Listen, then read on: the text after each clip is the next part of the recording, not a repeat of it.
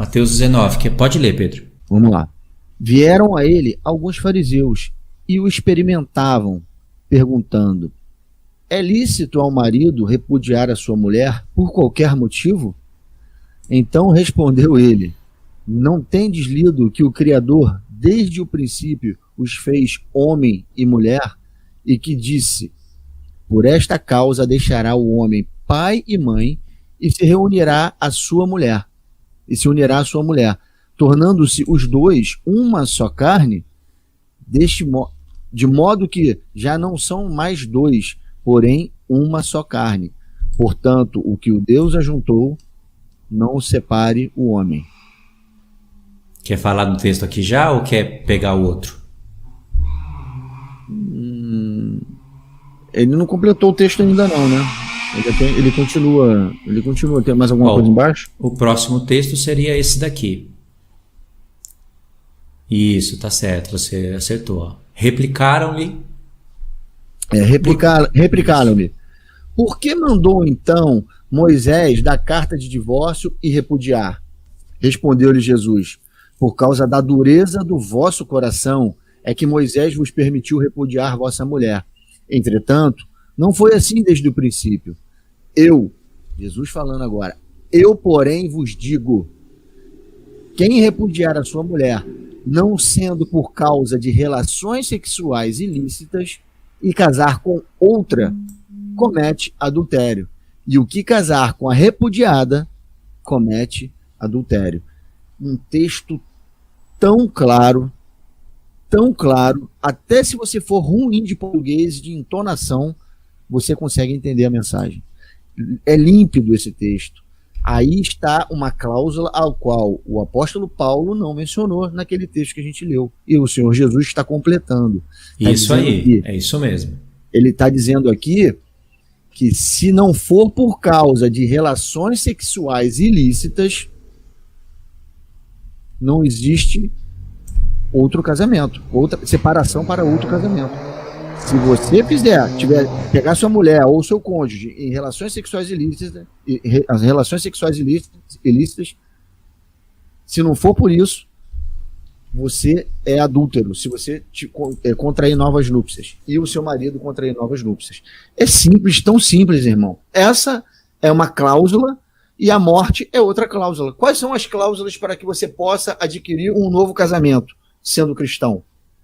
Primeira, se o seu cônjuge morrer, você se torna livre, porque agora você não é mais uma carne com ele. Uma carne, um pedaço de você, que se uniu a você, foi embora, você está sozinho. Agora existe um espaço para você contrair novas núpcias, se você quiser. E Paulo fala, é melhor que fique só. Assim digo eu, ele fala, é melhor que você fique só. Já casou, já desfrutou de um casamento, já teve essa experiência, fica sozinho e sirva melhor a Deus. Agora, se você está casado, é uma só carne com a pessoa que você está, consciente disso, que é muito importante, quando você se aliança com outra pessoa, ter a consciência, os dois terem a consciência do que estão fazendo diante de Deus, para que Deus valide essa união. Isso está validado diante de Deus quando está a lei da consciência, entende o que está acontecendo, e vocês consumam isso com sexo, com a relação sexual, e morando juntos, deixando pai e mãe. Não é isso que a gente leu? Deixou pai e mãe, no princípio, e é assim que Deus vê a aliança entre homem e mulher. Quando você tem relações sexuais ilícitas fora do casamento, o que está acontecendo? Você está quebrando essa aliança, está deixando essa pessoa e se tornando uma carne com uma outra. Está entendendo o que está acontecendo? Você deixa de ser uma só carne com a pessoa, larga ela, quebra a aliança, abandona essa pessoa se torna uma pessoa só, livre, e você vai e tem relação sexual e se junta com uma outra carne. Está levando a impureza para dentro de um corpo que era um só com a sua esposa. Se isso acontecer, irmãos, a pessoa que foi adulterada, ela não tem mais nenhuma obrigação de permanecer nesse casamento e está livre para contrair novas núpcias. É isso que o texto está dizendo, que o Senhor Jesus está dizendo. Simples. Esse é o mistério da carne. Por isso que tem que ter esses dois motivos. A morte da pessoa, porque morreu, o que aconteceu? É uma só Não carne tem de jeito. novo. E se a pessoa se juntou com outra carne e se tornou uma só carne, como é que é? Se Deus não desligar, você vai estar manchada sem ter culpa? Você vai estar misturada com a outra carne sem ter culpa? Porque a palavra diz, serão dois uma só carne, não diz serão 3 ou 4. Deus tem que desligar essa carne suja de você e você ficar livre. Quer mais coisa mais justa que isso? Agora, como é que vem um cão e fala pra mim que eu não posso me casar de novo? Pra você ver que isso é doutrina do cão, não é doutrina de Deus. Aqui, ó, essa parte aqui, lembra que eu falei que Mateus 19 tem 3 camadas? Uma parte literal, que era de Jesus com os fariseus, a parte literal, que era o mistério da carne, que nós vamos ler, né? O mistério da carne, que Pedro já até explicou já, e a parte espiritual é aqui, essa parte que nós vamos ver, ó, Mateus 5, 31, 32. Diz assim: também foi dito, aquele que repudiar a sua mulher, dê-lhe carta de divórcio. Eu, porém, vos digo, qualquer que repudiar a sua mulher, exceto em caso de relações sexuais ilícitas, a expõe a tornar-se adúltera. Aquele que a casar com a repudiada, comete adultério. Irmãos, olha para esse texto, presta atenção aqui. Em Mateus 19, vai estar quase igual. Mas em Mateus 19 vai estar assim, ó. Qualquer que repudiar a sua mulher e casar com outra. Essa é a parte que vai estar acrescentada. Mateus 19 está um pouco mais completo. Eles perguntaram. Não, Jesus disse assim, ó, também foi dito. Aqui ele está falando o que foi dito. O que foi dito não bate com a lei de Moisés. Ó. Também foi dito.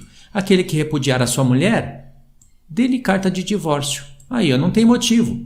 Assim, eu não quero mais minha mulher, eu vou repudiar ela e vou dar a carta de divórcio e estou limpo na história. Isso que Jesus está combatendo aqui.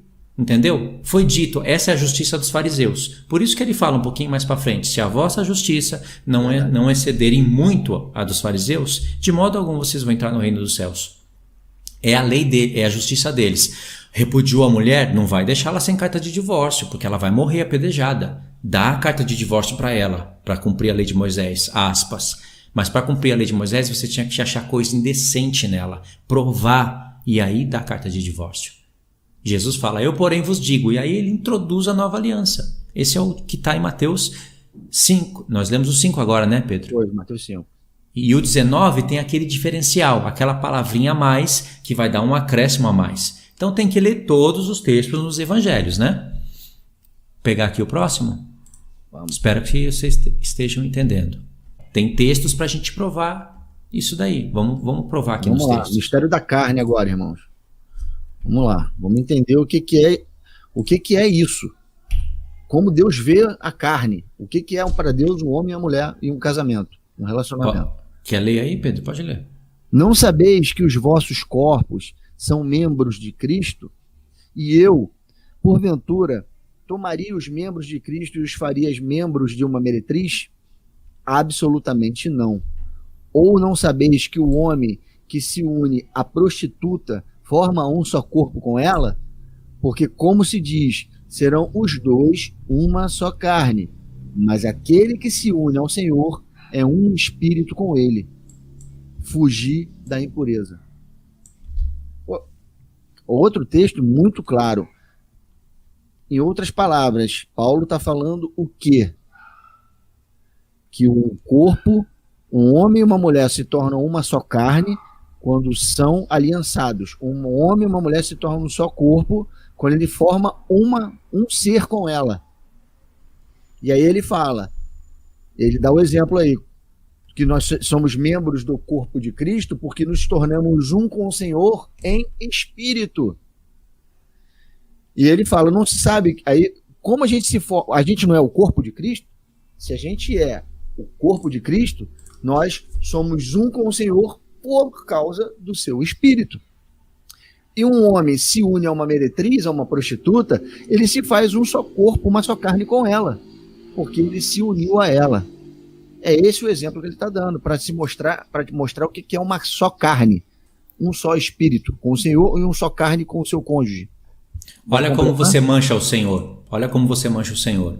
Para o Senhor é assim: você e a sua esposa se uniram perante o Senhor. Não estou falando de julgo desigual. Se uniram, os dois cristãos, os dois se tornaram uma só carne. São dois, mas para Deus é uma só carne. E ambos têm o Espírito. E aí o que acontece? Ambos, uma só carne, se torna um só Espírito com o Senhor. Agora o Espírito dele veio em você, na sua esposa, vocês se tornam uma só carne e ainda um só Espírito com o Senhor. Se um dos dois se unir com a outra carne, vai manchar não só o seu cônjuge, mas também vai manchar o Espírito do Senhor. Porque o Espírito do Senhor é um só Espírito com você. Tudo bem, é o seu Espírito, mas está no seu corpo, que é templo de Deus. Se uniu com outra pessoa, o santuário de Deus foi manchado. O que o Senhor tem que fazer? Limpar o santuário dele. Esse exemplo aí é muito claro quando vem a hierarquia que Paulo fala em Efésios, que Deus é o cabeça de Cristo e Cristo é o cabeça da igreja. Mas a igreja tem, no relacionamento de um homem com uma mulher, um cabeça, que é o homem. Então é Deus sobre Cristo, Cristo sobre o homem sobre a mulher. E aí isso forma um corpo, isso forma uma unidade no espírito, uma coisa só. Quem transgredir, quem sujar ou macular o corpo, está maculando o corpo da pessoa que está fundida com ele, e mais ainda o Espírito de Deus que habita em ambos, que se tornaram uma só carne. Aí suja tudo. Isso tem várias formas de você ver. E Deus, ele caracteriza isso em metáforas. Lá no Éden, da formação do corpo de Adão através de Adão fazer a Eva. Ele usa essa metáfora para mostrar esse ponto de vista de uma outra forma. Paulo usa o relacionamento de Cristo e a igreja, lá em Efésios, e fala que é um grande mistério, e explica o relacionamento de um homem e uma mulher, como um marido, um casal de cristãos devem se portar. Então está tudo interligado em uma forma de aliança, que quem quebra é o transgressor, quem quebra é o traidor, e é esse que vai ser punido, não o que foi lesado, mas o que lesou. Essa é a justiça de Deus. É isso aí. Dá para continuar? Dá, vamos embora. Aqui é a continuação do texto, né? A gente não leu. Qualquer outro pecado que uma pessoa cometer é fora do corpo, mas aquele que pratica a imoralidade peca contra o próprio corpo. Aí, ó, tá aqui o texto, ó, eu expliquei antes de ler. Acaso não sabeis que o vosso corpo é santuário do Espírito Santo? Aí, eu expliquei antes de ler. Eu até esqueci que tinha continuação. Que está em vós, o qual tendes da parte de Deus, e que não sois de vós mesmos, porque fostes comprados por preço. Agora, pois, glorificai a Deus no vosso corpo.